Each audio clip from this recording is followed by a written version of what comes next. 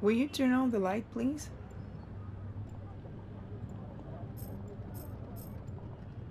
Thank you. All right. So these are the last boxes from the car. Finally. What's all this? What? I can imagine my uncle had this many friends. Oh, come on. Just because he's dead or declared dead doesn't mean he was this wonderful man. It's so dusty in here. You know, I'm actually surprised this place didn't collapse during the war. Oh, and thanks again for helping with this, by the way. You know, I haven't spoken about this in a very long time, but seeing as we are up here rooting through all his crap, I may as well tell you some stuff about him. What? How does that still work? Oh, pass it here.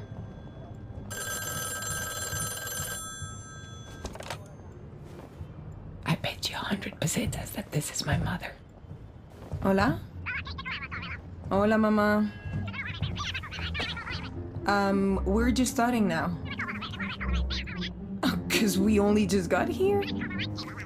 Yeah, I know, I'm counting down the days.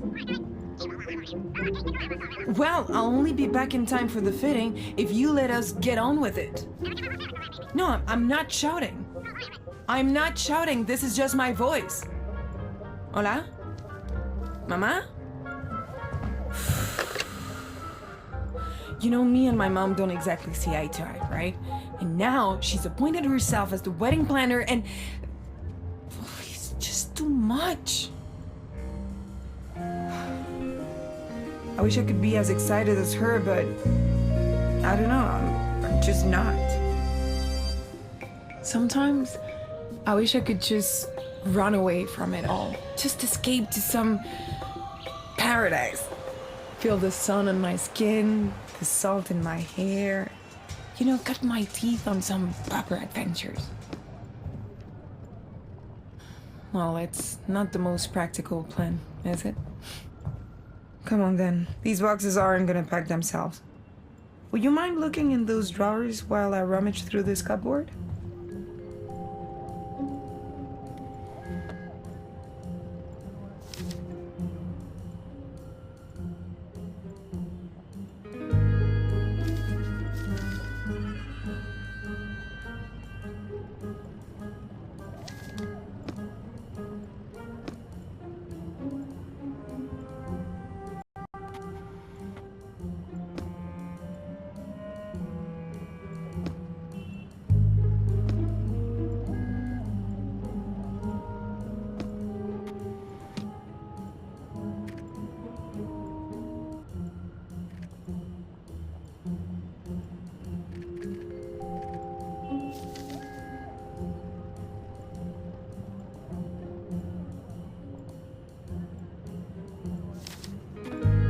Oh, it's jammed. Just give it a good tug.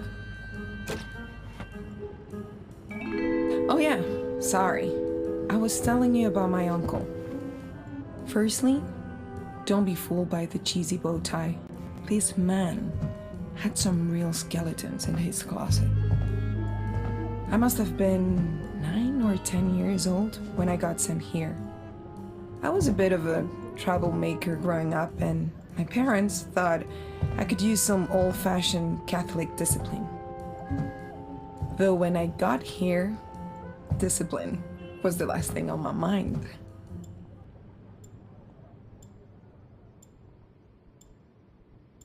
Okay, so picture this. It's 1935, a beautiful summer in Madrid. I've just arrived off the train, and guess who's there to greet me? She was the cutest little ball of squiggly fun I've ever seen. Her name was Paquita. I didn't even know my uncle had a dog, and we fell in love instantly. Oh, and at the time, I fancied myself as quite the little Sherlock Holmes. I mean, I probably read too many stories, but I couldn't wait to get out there and investigate my first real case. But Manolo, my uncle, really didn't have the same plan as me. He just wanted to sit around inside, twitching his mustache and rustling those stupid newspapers. This was going to be my summer? The worst part was, whenever he actually did anything, he would never tell me where he was going, never invite me, and he locked the door behind him. And I mean double-bolted. So soon enough, my exciting adventure had turned into a bad case of cabin fever. I remember wondering if I could genuinely die of boredom.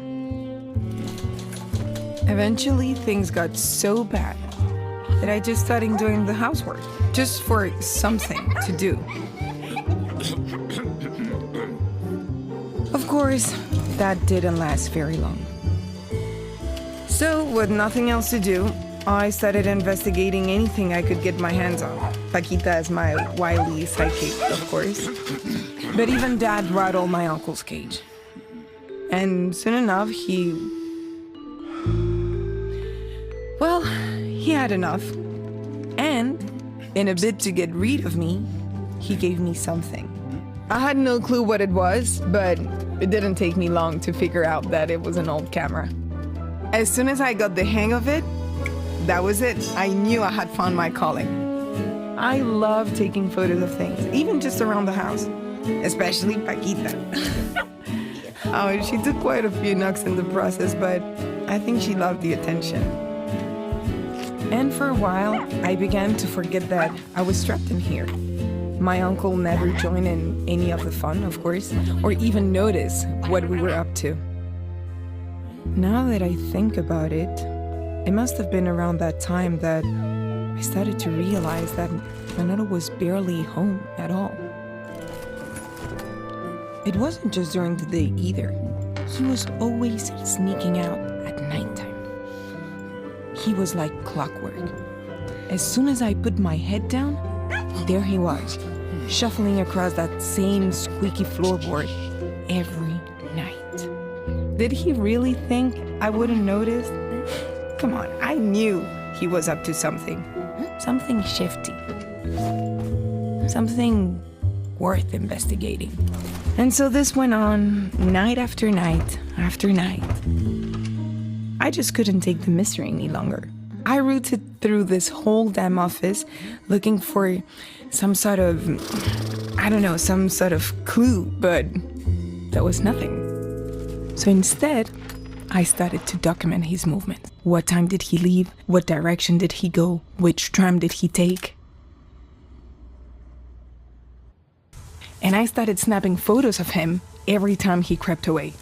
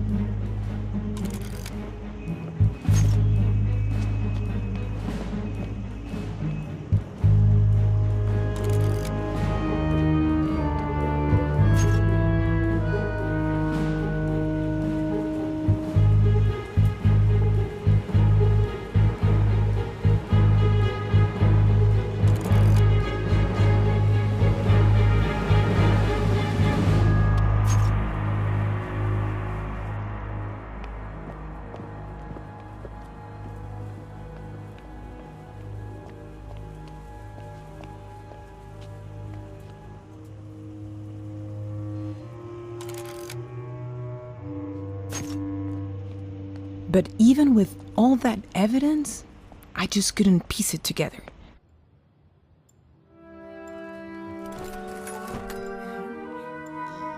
To be honest, I was about to give up until this one day.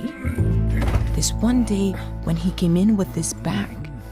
And right away, you could just tell there was something odd about it. Now, I don't know what I expected to be in there, but I'll tell you now, it wasn't that. I never seen so much money before in my life. Where the hell did he got it from? And why? That was it. That was the moment I knew Manolo Monreal was not the man I thought he was. So at the very next chance I got, I followed him.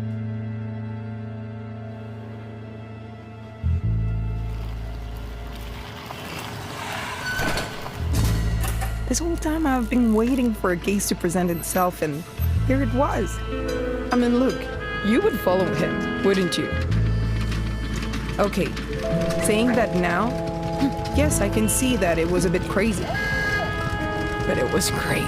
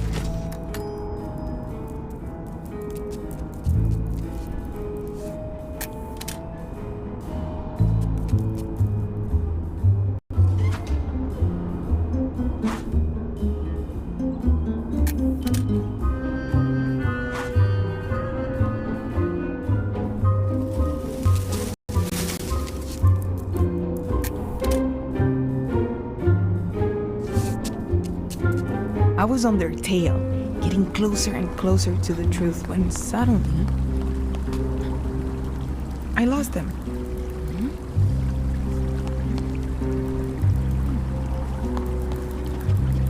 Out there alone, I could only think about one thing: the gun. I really hoped it was just for self-protection, but I couldn't have been more wrong.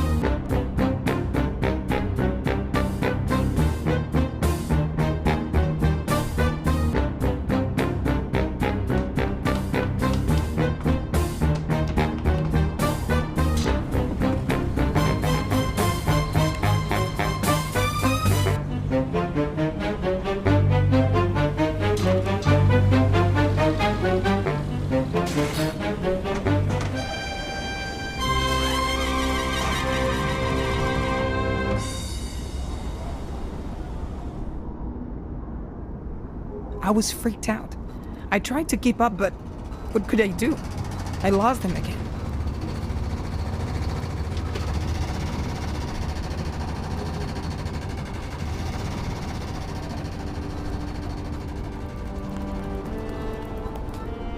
And then, strangely, fluttering about in the wind was his bow tie. I was the only one left on his tail.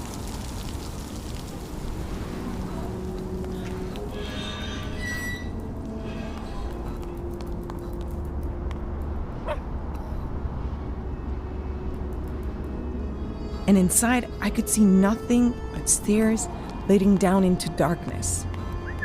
So in I went, and the darkness welcomed me.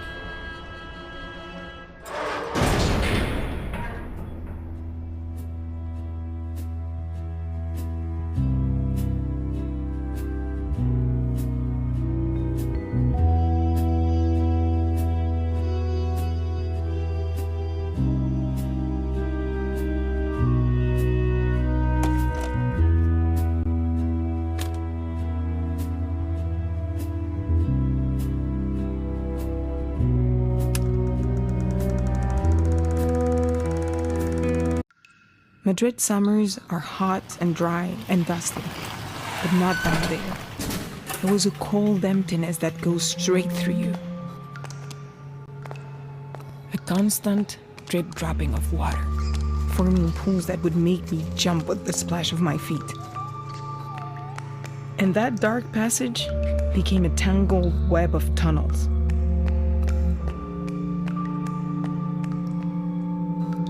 I could hear trains rumbling, people going about their business as though tonight was no special night.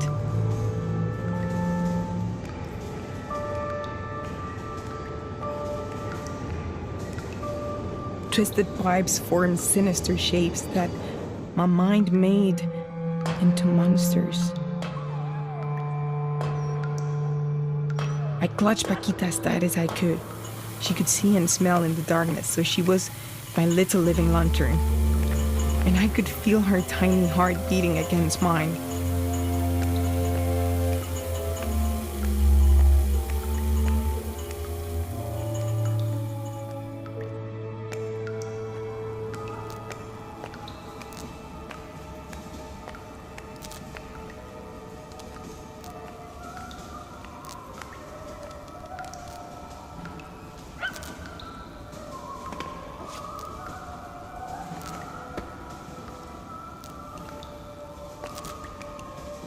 I don't know what led me. Perhaps it was luck or fate or whatever you want to call it. But I've not felt it since. That knowing, that need to press onward into the labyrinth. Knowing that in every labyrinth dwells a minotaur.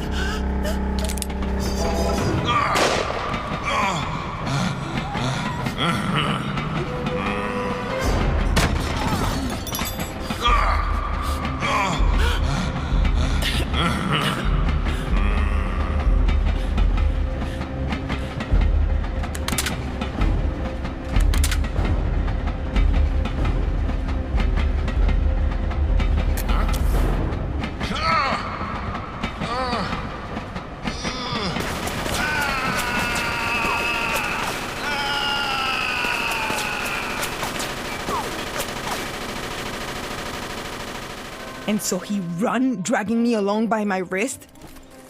I freed myself as he burst through the door and went straight to jam the curtain shut. He was panting and muttering to himself, think, what next, what next? I asked him what was happening, Uncle Manolo. Quiet! He snapped at me. I didn't understand. Pack up your things! I've seen him angry before, but never like this. This was fear. Fear of getting caught. So I told him I seen him shoot that man and I was going to tell everybody. Enough of your stupid childish fantasies! You've done nothing but get in the way. You're leaving. Now!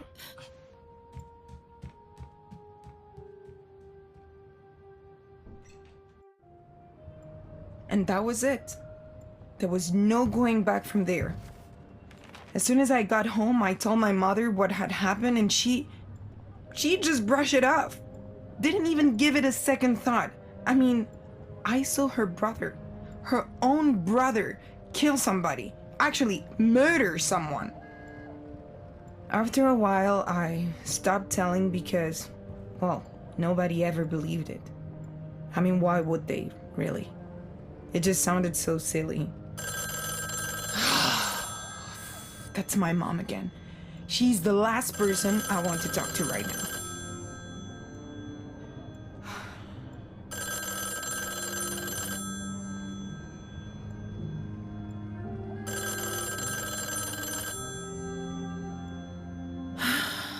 No, just hang it.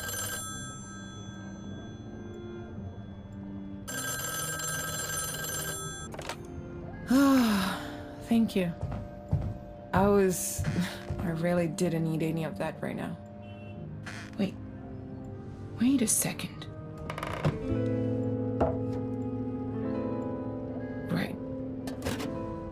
Right, what have we got here?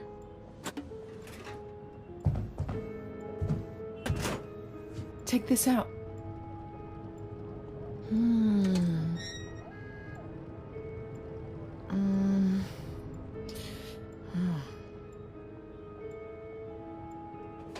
No, really, don't point that at me. Huh? It says these are blanks. That's why they look so weird. Blanks. No, I saw him shoot that man. He fell off the damn bridge, I saw it. And he sent me away because I was the only one who knew what he had done. And what he was. I mean, he couldn't even look me in the eye.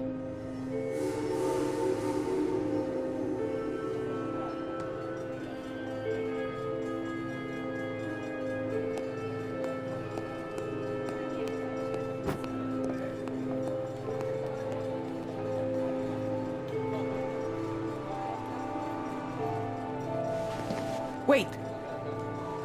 Who is that? Could he actually have been there?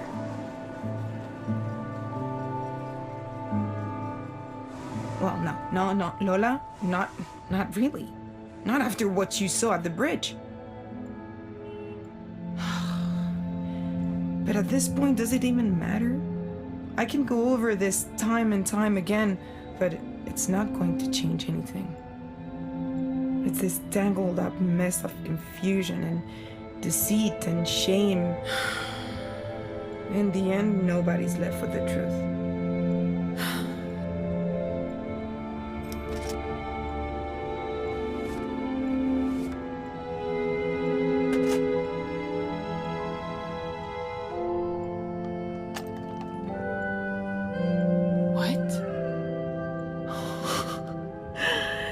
Well, this brings back good memories, at least.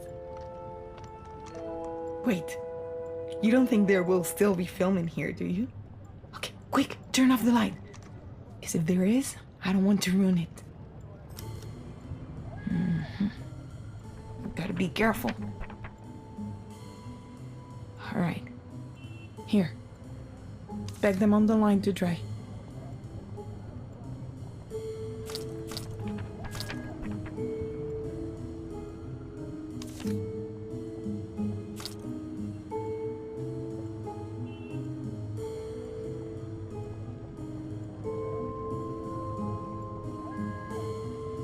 Nothing? Nothing yet? Oh my god, this is nerve-wracking.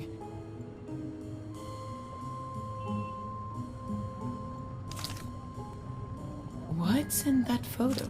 Pass it to me. No. Is there anything interesting in the other photos? What's in that photo? Pass it to me.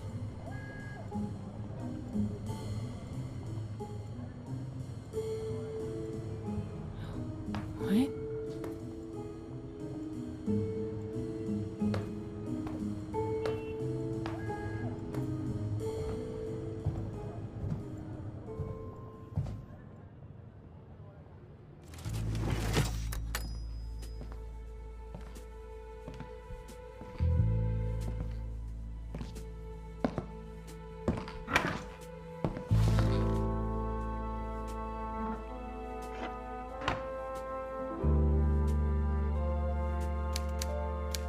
Dearest Lola, I hope that you will return someday and this letter will find its way into your hands. You deserve my full honesty. Honesty. I don't think I know what that word means anymore. You must believe me when I say that those men you saw me with are not and never have been my friends. No. These are animals, brutes, who have been trying to take control of this beautiful city for years. My job was to infiltrate this group, become one of them, and bring them down from within. But as cruel fate would have it, they accepted me into their rotten world the same day you, dear Lola, arrived on the train. What's worse, in my distraction, I'd gotten sloppy. Perhaps it's my age or maybe the liquor, but it's no excuse. Carelessness just won't cut it when you're undercover. Soon enough, one rat has sniffed out another. I've been close to coming undone before, so I've learned a thing or two along the way. I knew I had to offer him something no one else would. Have you ever wondered how police protection sounds to a rat? Like an opportunity. He didn't need much, just a gentle push, and about as much sauce as my old liver could take. And soon enough we were in business. The guy liked to talk, and I was all ears. I am not ashamed to admit it, the guy grew on me. We had the kind of friendship that only men who know each other's secrets can have. It seemed I was safe, and so for a time were you. But soon enough, the wolf started to smell a rat in the lair, and I started to sweat. Suddenly, I was handed a gun and promoted to pest control. Now, I hate rodents as much as the next man, but I'm no killer. So I did exactly as the wolf asked. I got rid of the problem, my way. If there is one quality that defines rats, it's their survival instinct. He wasn't gonna turn down a one-way ticket to some distant South American paradise. It needed no small amount of finesse. I had to collect on a few debts and cash in some favors, but after some theatrics, the rat was on his merry way to freedom. The only thing I'd overlooked? An inquisitive little girl and a cross-eyed hog.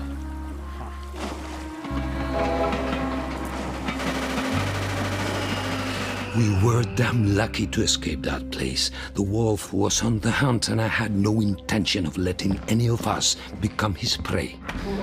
But I couldn't do anything until I knew for sure that you'd be safe. So, I had to send you home, Lola.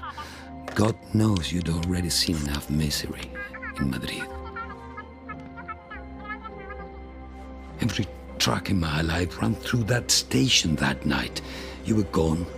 The rat had his bounty, and the wolf. the wolf had followed my trail. There's a reason why they hunt in packs, Lola. Alone, their bloodthirst tends to get the better of them.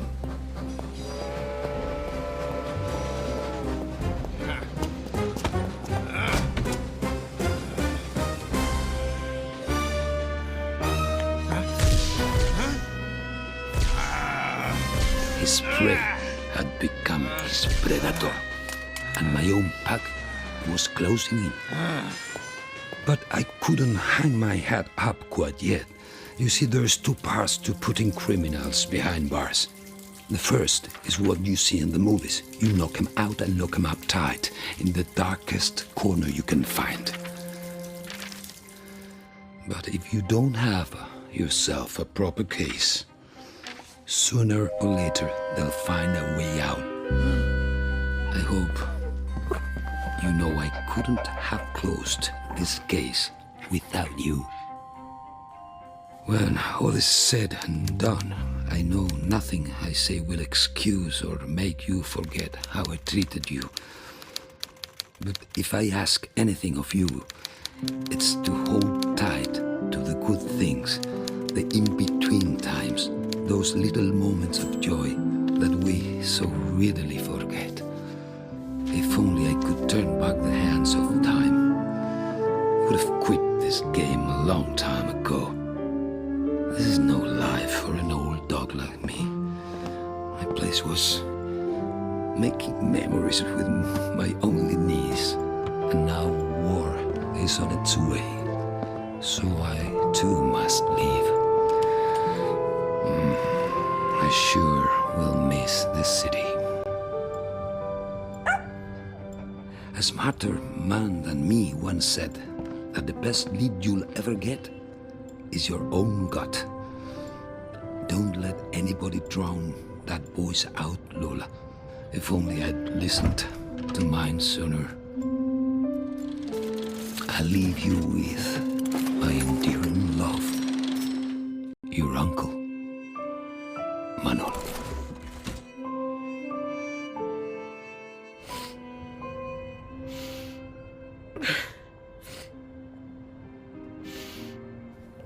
Don't look at me like that. You would be crying too if it was your uncle. All this time I thought... It doesn't matter what I thought. I was wrong and now he's gone.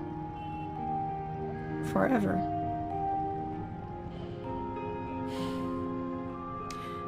I just wish he would have told me sooner. Who knows what happened to him? He could have disappeared during the war or gotten polio or, I don't know, run away with a lover or something. Wait, that is the only thing I really know, right? That he's gone. Let me see. It's been, what, 15 years or so? Okay, well, he was old, but not that old. Look at this. San Francisco, Saigon, Casablanca, Rio, Paris. And there's this date. Okay. This might sound insane, but if Manolo was crazy enough to hide a letter and a photo in an old camera for me to find it, it's not that hard to believe he will be sending this here, right? And look at this one. November the 5th, 1950. That's less than 6 months ago. Hold this. Hola? Mama? Of course it's me, Mom. Listen. Mama, please listen to me this time. I'm not getting married next month. Oh, I don't know, maybe next year? I'm sure he'll understand. And if he doesn't, so be it. No, Mama, that's not the point. I just have to follow my gut on this one. Yes, I'm absolutely sure. I love you too. Adios.